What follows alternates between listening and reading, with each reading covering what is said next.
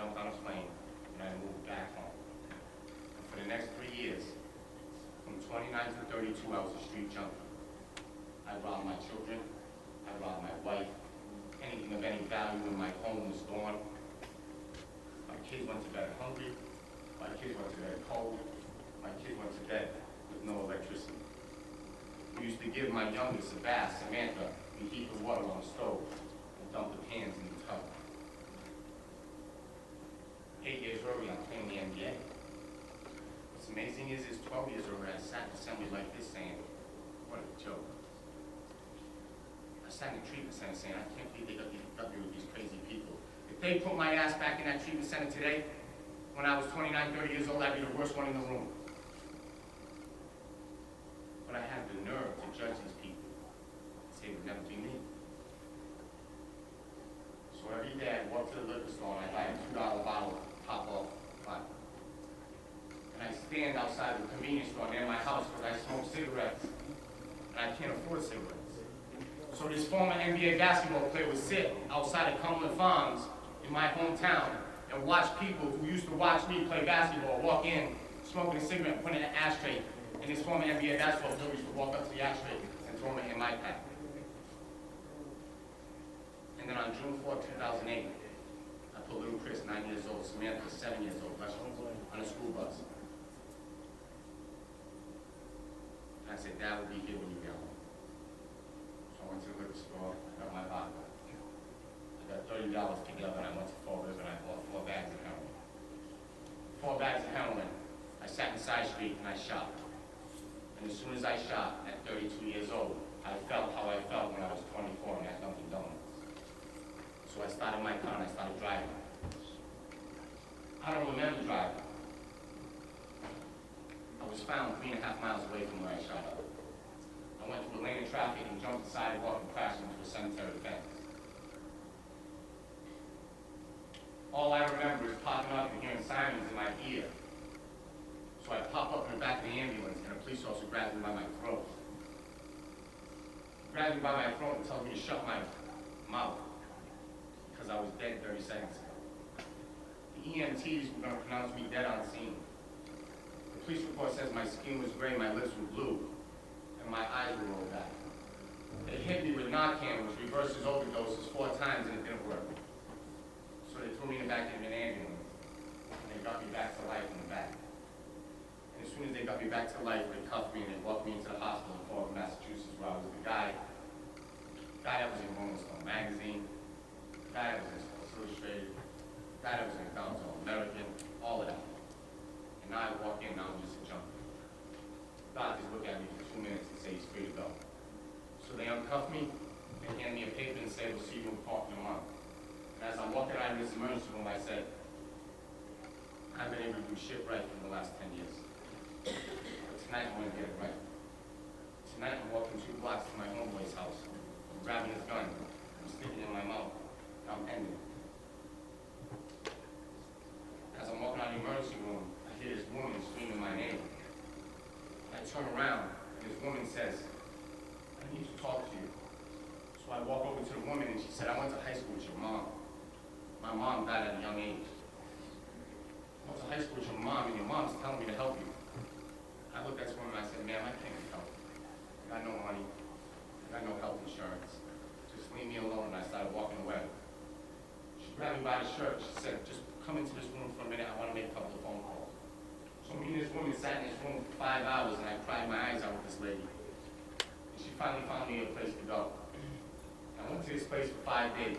And on day 5, Chris Mullin, who played at St. John's, just got inducted to the Hall of Fame in the NBA, called me up and said, me and my wife just bought you 6 months of treatment and ride back to New York at daytime. Tomorrow there'll be a car waiting for you.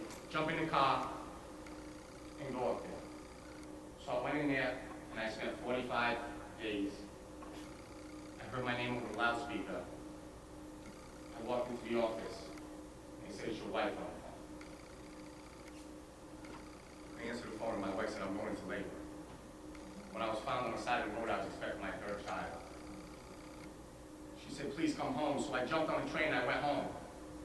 And I walked into this hospital and I watched my 3rd child be born, Drew. And I held him, sober, proud. I sat there for 4 hours. And then the nurse knocked on the door. And the nurse knocked on the door and said, little Chris and Samantha want to meet their little brother. So I stood up, and little Chris walked in. He sat down in the seat I was sitting in, and I put brew into Chris's hands. And as soon as I put him into Chris's hands, I went right to the crack house. I scored heroin, I scored dope, I bought a pint of vodka, and I started this whole mess over again. 45 days sober, the day my son is born, and I'm getting high 6 hours later. I met my wife in middle school. I was in 6th grade when I met my wife. My wife moved me before I was a basketball player, before I was a junkie. I had been married for 11 years. I walked into the hospital room the next day and my wife looked at me and said, you fucking scumbag, don't you ever come back here. Don't you ever come back here.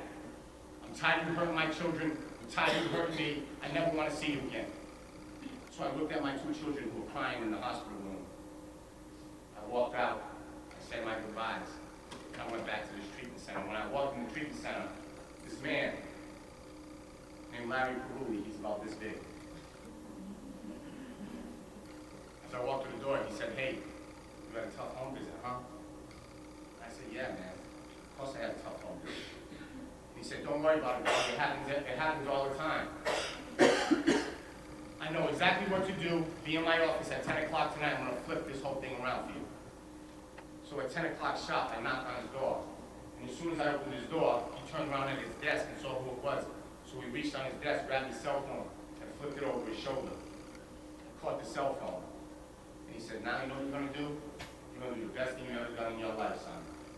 You're going to flip that phone open. You're going to call your wife. And you're going to promise her. You're going to promise her that you're never, ever going to contact her again. You will disappear out of her life. You will disappear out of your children's life. You're going to tell your wife to explain to your 3 kids that you died in a car accident on the way back to treatment. Because you're a no-good scumbag, junkie loser who doesn't deserve it. So I looked at this man. I held the phone. I said to myself, I'm 32 years old. I've been saying that to myself for the last 8 years. I never heard nobody say it out loud to me. And I said, you're probably right. But I flipped the phone back to him and I walked out. I walked out and I went back to my room and I was sharing a room with 8 men from Rikers Island, daytop.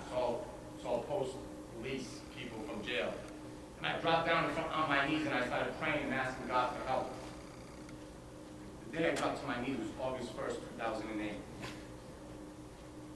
And thank God I haven't got high sentence. I thank God every day since August 1st, 2008 that I didn't make that phone call.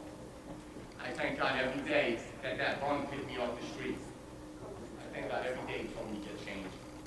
I thank God every day that that man called me a scumbag who was a junkie and doesn't deserve my kids. I thank God every day for the woman who chased me out of the hospital. I traveled around doing this. I traveled around doing this because I was told to do so. And like your man said, he said if you would have got me after ESPN film, it probably would have been a different ballgame, but that ain't true. I do this shit because I like to do it. And the places don't have to go to pay for it, I'll do it anyway. Because I was a kid who sat in the seat and listened to people like me who said, now, I paid the price. But one of the first schools I ever spoke at was this little high school in this upper middle class neighborhood in Massachusetts, and there were 1,800 kids in the gym. And the principal walked in after an hour and 10 minutes, and he said, last question. So I looked, and I saw no hand. And then I looked to my left, and I saw this little girl raise her hand. So I started walking over, because there's 1,800 people, and I want to hear what she says. She's right there. As I'm walking over, the kids sitting around to say, shh, put your hand up. So this little girl had the courage to raise her hand and talk in front of 1,800 people to ask a question, dropped her. I walked over to her closer and she said, I don't want to ask her. So I went home and that night, 3 nights later, I got an email, subject doc. So I stopped reading and said, dear Mr. Herren, I was the girl who wanted to ask you a question at the end of the assembly. My question wasn't about substance abuse, it was about bullying. I said, Mr. Herren, I don't know if you remember me, but I'm not the prettiest girl in the school. I'm a little overweight.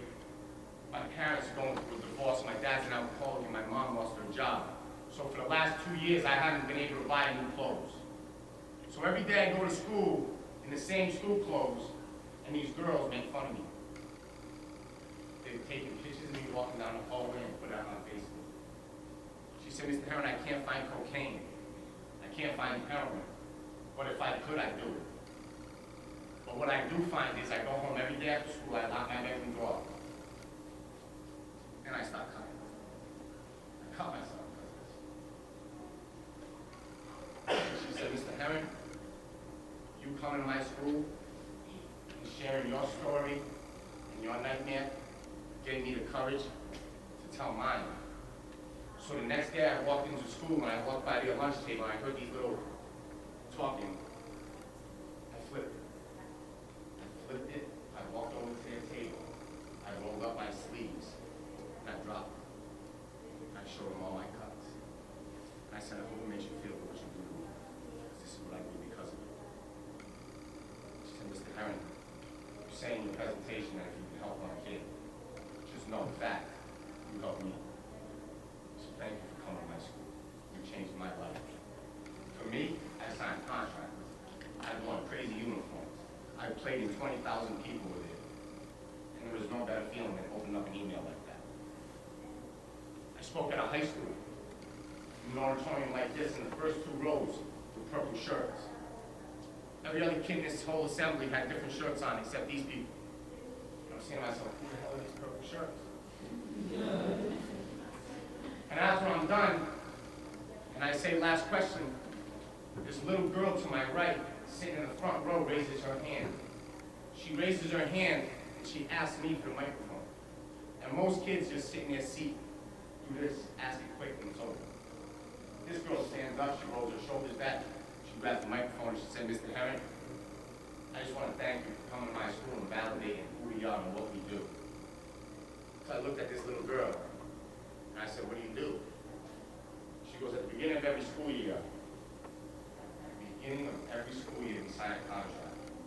And that contract reads that we will not participate or partake in any alcohol or drug-related activity. We are the sober students of this high school. And I've been traveling all over the country doing this stuff.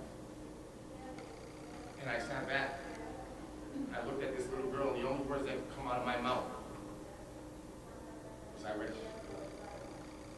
I wish I had the courage at 15 years old to walk around as me and not put anything in my body to change me, be comfortable with me, to wear a purple shirt. When I was in high school, we had one purple shirt kid with my group. We tortured him. Every Friday and Saturday night, we put a blunt in his face, put a beer in his face, and every Friday and Saturday night, he sat there with this. And every Friday and Saturday night, he held the cup.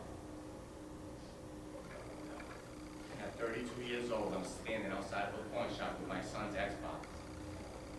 And I'm waiting for the pawn shop to open. And my purple shirt was up. And he rolls down his window and he says, Chris, get in my car, I'll take you for breakfast. You're not selling your son's game. I'll give you the money, and I'll bring you home. And I looked in his window, and I said, no thanks, dog. I'm good. He rolled up his window, he drove away. And at 32 years old, I said to myself, every Friday and Saturday night from my freshman year to my senior year, the joke was on me. I was the joke. He wasn't the joke. I got little Chris, 12, Sammy, daughter, 10, little Drew, 3.5. I go to bed every night, and the only thing I pray for is that my kids feel good enough about themselves to not change who they are and to wear a purple shirt. Because in all reality, straight fact, what you kids need to know, that adding booze and adding drugs to anything ain't gonna help it. And what you need to know, that you're perfect just the way you are, so don't change it. And believe it. Thank you for letting me tell my story.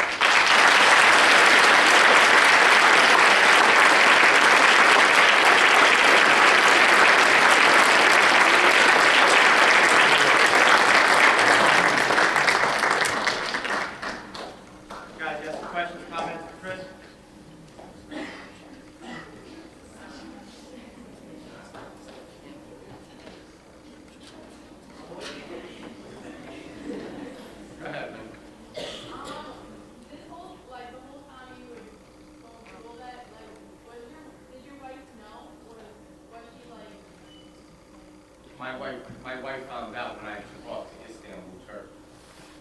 You know, money hides a lot of things. You know, once I ran out of money, and that's when it started becoming drug addiction. You know, I could hide behind a Range Rover. I could hide behind a BMW. I could hide behind a nice house.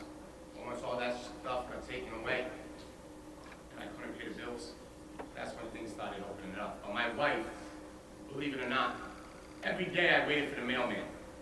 Every day I waited for the mailman because I didn't want any financial statements coming in because my wife would see me going to the bank every day and ripping money in.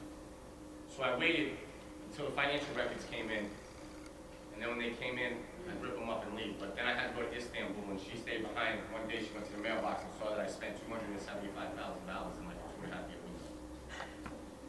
That's how my wife found out. Are you still with her or not? Yes.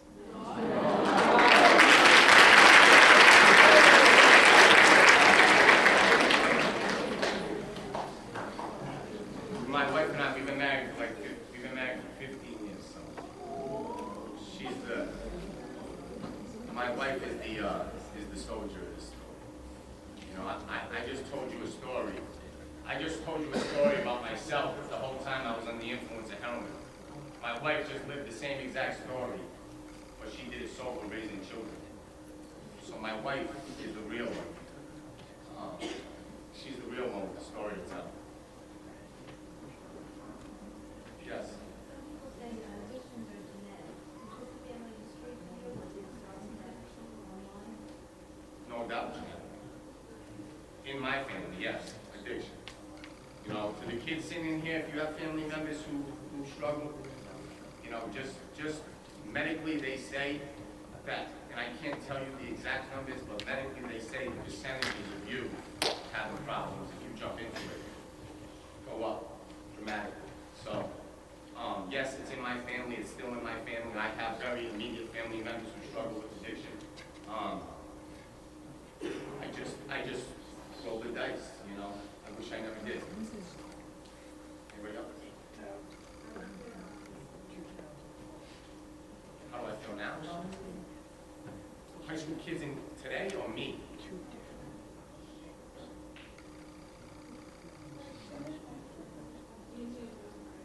Yeah, I didn't hear the rest of the question. Oh, man. It's crazy. You know, it's something that you kids gotta understand, man.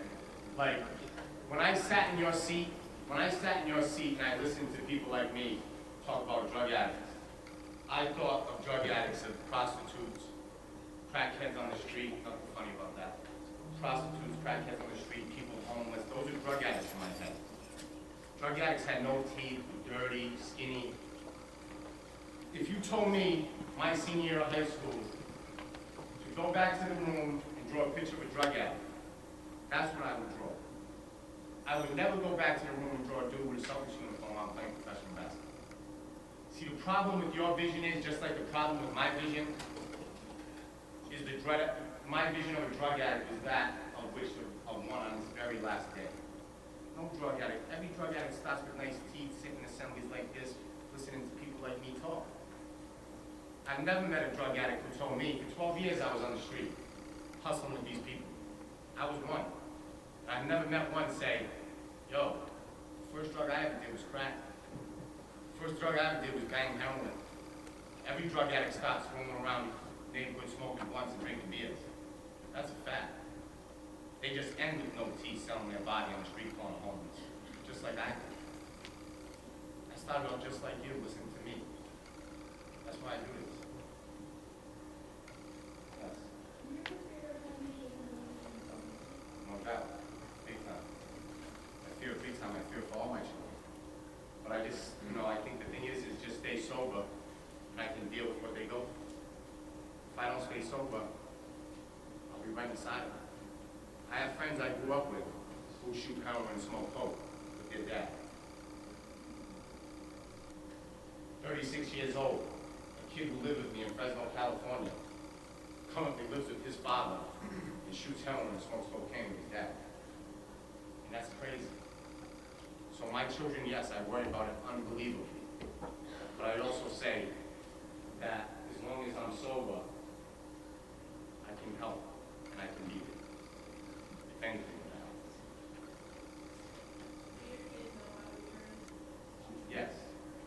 he was on ESPN.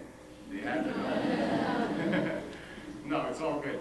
My son knows. My daughter, she was 6 when I got sold. She knows a little bit of it. My son, he knows it all.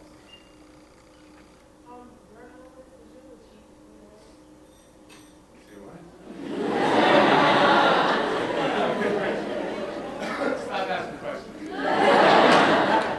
No, I'm good.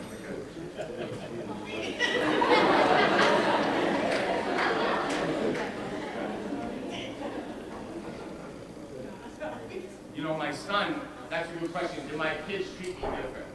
You know, when little Chris was born, little Chris used to have, he had quite a life. He'd come to the Celtics locker room, he'd be in the Nuggets locker room, he'd be driving around in a Range Rover and BMW, and then all of a sudden it went to zip, nothing.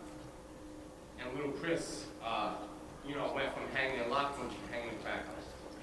And it was an unbelievably hard transition for him.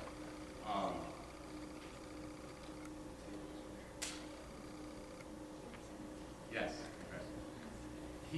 And my son, who used to get in the car and drive with me, all of a sudden said one day at like 5, 6 years, 7 years old, he was like, no, I ain't getting it. I'm tired of waiting in the parking lot. I'm tired of going up to those houses. So in order for you to get me in the car, you're going to force me physically, pick me up and put me in it, because I ain't going. So say that? So he wouldn't get in the car with his dad unless I had to force him to do something. Every day. This is no party. It's not a party. This isn't like you do this recreational for fun. It's a nightmare. Keep staying away from this guy. Yes. My son. Go ahead. Are you still friends with the drug dealers? No. I am not.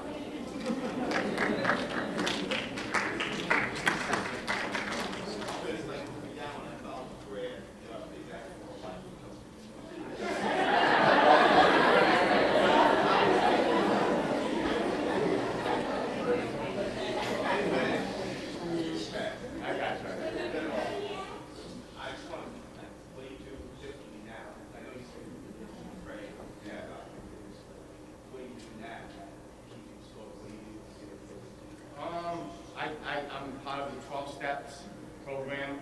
I work the steps. I'm very religious. I'm very spiritual. I stay connected to all sober people. My childhood friend who's sitting right over there, we grew up together, he's 10 years sober. So I stay with sober people.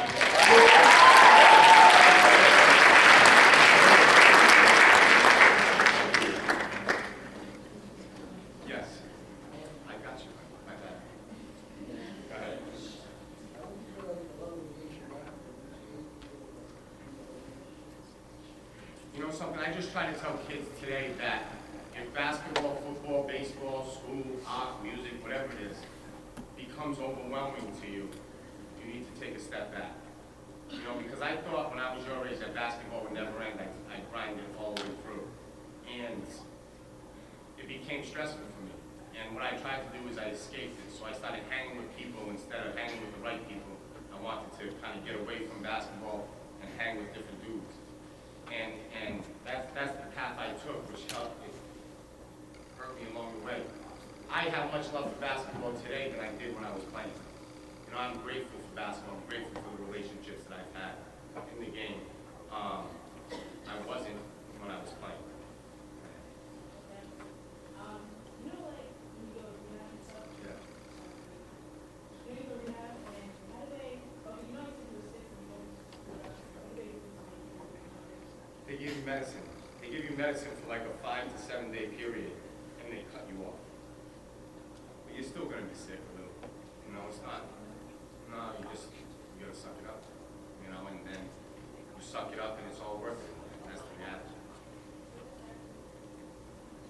Oh.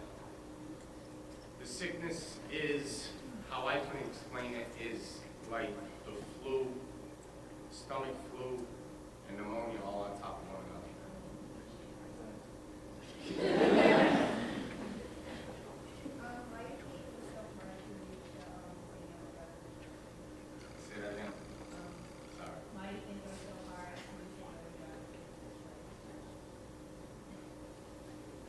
You know, I don't believe that. I think from the outside looking in, everybody would have looked at me at your age and said, this kid has a great future. But I don't believe within myself I had the self-confidence and the self-esteem amongst my peers to say, I'm good, I don't need that. Instead, I just joined in and followed. You know, and then it became too late in the end. Yes, sir.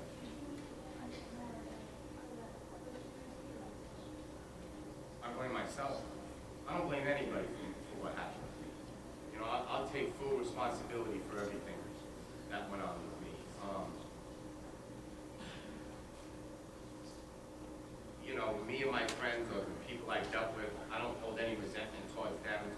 It's something that they were going through at the same time I was going through. So I take full ownership. Go ahead, my man. Basketball, now that I'm older, do you think like there's up being much more things that they like do so like go to the game high and no sleep? Yeah. You should drop 30. Yeah. That's terrible. He said you think this will be advanced. Advanced. Oh, man. That's a tough question. I think I got lucky that day, to be quite honest with you. Because in all reality, I should have dropped dead probably on a court against UMass. I had no sleep. I had nothing but drugs and alcohol in my system. And I made a couple of shots. So I believe I got lucky. See, the reality is that my basketball career, don't get it twisted, and that's the only thing about this documentary that I didn't like. I think it kind of portrayed me as being this kid who got high all the time and had this career. Once I started getting high all the time, I went from the Denver Nuggets to Tehran, Iran. That's a major drop-off in career. I went from making $500,000 to like $6,000 a month. So as soon as drugs entered my system, my career just went downhill, as well as my performance. What's up? I didn't put up there against Michael Jordan. How do I feel against playing against Michael Jordan? I think it's great. I mean, it's something that, you know, not many people can say, right?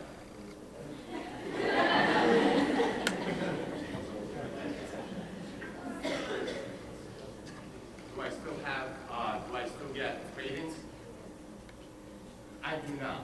No. I did in the beginning, but once I started to let go of my secrets and forgive myself, my cravings started to subside. That's how it goes, you know.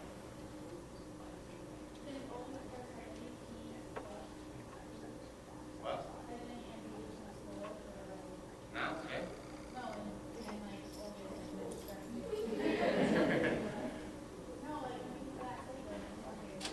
All the guys called. I mean, a lot of guys called. Once this ESPN film went on air, Dwayne Wade, all those guys, a lot of guys called me and was like, way to do it. You know, Dwayne Wade just had a documentary about his mother. He used to grow up and have to go to jail to visit his mother because she was a crackhead. He would see his mother on the streets smoking crack, and then she'd get locked up and he'd have to go visit her with her father in jail. So a lot of people were touched by this in the professional sports, reached out to me afterwards and said, thank you, you know, thank you for putting it out there. How long? Like my life? I do all the cleaning, cooking. No, just playing. You know, it was a process. It was a process to get that trust back. You know, the forgiveness came. Still, I think my wife is a little bit, you know, she gets a little uneasy at times, but I believe most of it's restored. A couple more questions, guys, right?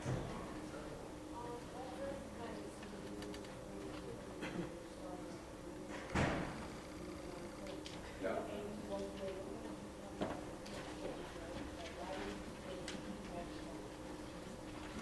I think that little girl basically saying, like, you know, where you going? Don't be a, you know, it's not going to do nothing. I took it as like a challenge. And it was like, you know, don't walk away from this. It ain't going to kill you. And I had to flip it and be like, listen, I know it's not going to kill me. I'll sit down with you. And it was a decision that I made that I said in the beginning. I said I'll do it once, and then 14 years it took until I put it down. And the same thing with everything else that I jumped into. So I say that to say to the kids that, you know, you never know, that first time you try something, it might carry on with you for many years. That's all.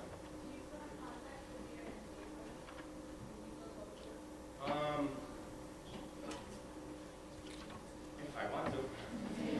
I don't really see much of a need to. I got like other friends. You know, but I am currently working.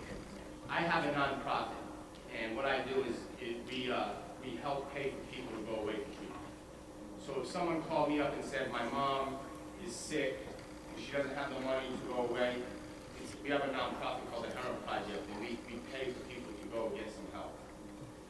But I'm also launching, I'm in talks right now, I don't know if it's going to happen, but the color purple is for recovery, and I'm on April 21st to the 23rd, I'm trying to get all the NBA players to wear purple shoes and stuff like that, and in support of recovery and raise awareness. So I've been in touch with all those guys, all those NBA players, and they're all up for it. I just got to kind of get clearance through the NBA front office. No, yeah, no doubt. It's all the same, in a sense.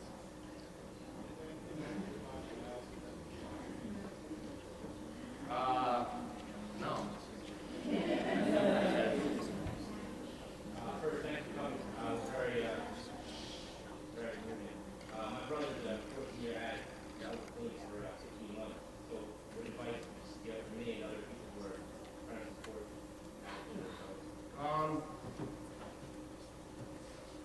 I would let the past go. And I would let go of the past, you know, and just appreciate where he is today. I wouldn't keep reliving the past. No, I mean, Yeah. I need to, I was telling you guys, you gotta be ready to still for time. You go to meetings with them, you can, you know, do different sober activities with them, but I think most of it comes, when it comes down to family, is that emotional piece. You know, and if your brother thinks you believe in him and you're doing the right thing, I think that goes a long way, you know. But it's hard, man. You know, I can only imagine being my brother, watching me do it, you know.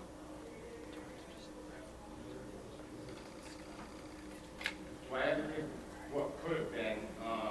Not really. I could really care less what could have been. Everything's too good to be worried about. Just, you know. Because the reality is that, like, I walk into my own high school, and there's 3,000 kids in the high school. And I walk in, and I'm in the gymnasium, I see all my banners in there, and my name in the Hall of Fame, and I'm saying to myself, what's the best thing? Going back to my high school saying, I was a Boston Celtic, I won a championship. I'm going to tell you stories about Paul Pierce and Kevin Garnett. I'm going to tell you stories about beating the Lakers. Or is it me coming to you guys and telling you stories about, you know, fighting against addiction, fighting against the struggle of drug abuse, and being able to bounce back.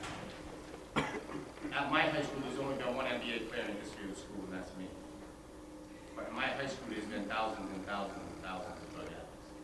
So for me, going back there and dropping this story is much more rewarding to me than worrying about the past and saying what I could have been. You know what I'm saying?